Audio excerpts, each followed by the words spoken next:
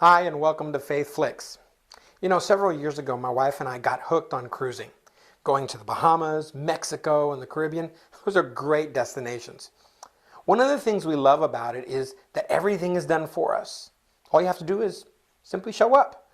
There's a show here, an activity there, and the food, forget it. Anything you want, whenever you want it, and all that you want. It's a real letdown when you come home and you have to fight traffic and plan meals and make your bed and deal with work.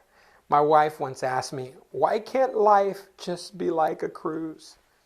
The truth is, on the cruise, there's a small army of seldomly seen people. They take care of all the little details, the funny animal shapes made with clean towels, the creme brulee that's just perfect, arriving on time and safe. There's a lot of things to running a ship, and I've learned that turning a ship, navigating it, really hasn't changed much.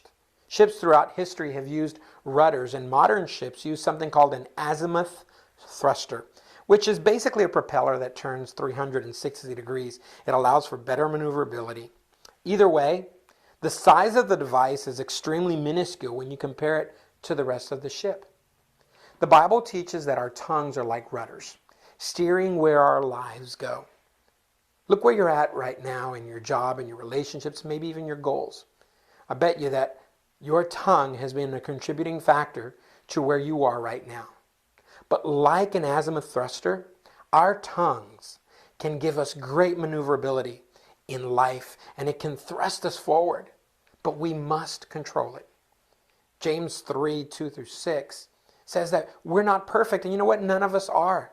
But it also says that if we could control our tongue, we would be, and we'd be able to control everything about ourselves.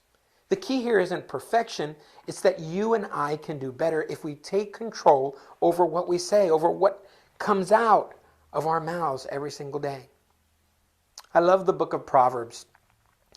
In the 12th chapter, it says that the words of the wicked are like a murderous ambush, but the words of the godly save lives. Have you ever heard some things are better left unsaid? Well, it's very true. The truth can set people free, but sometimes that same truth can cause much pain. And all of that is because of context. Context is everything.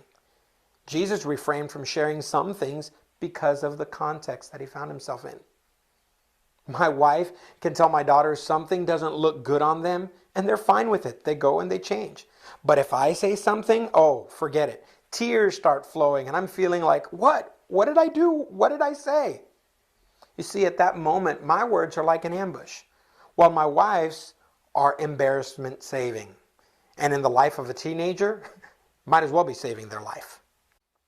In verse 18, we're told this: some people make cutting remarks, but the words of the wise bring healing. We're led to believe here that cutting remarks, whether they be true or not, are foolishness. And if we're smart, we'll make sure that our words are healing words. Take a moment and read through Proverbs chapter 12, especially verses 18-22, and see what it has to say there.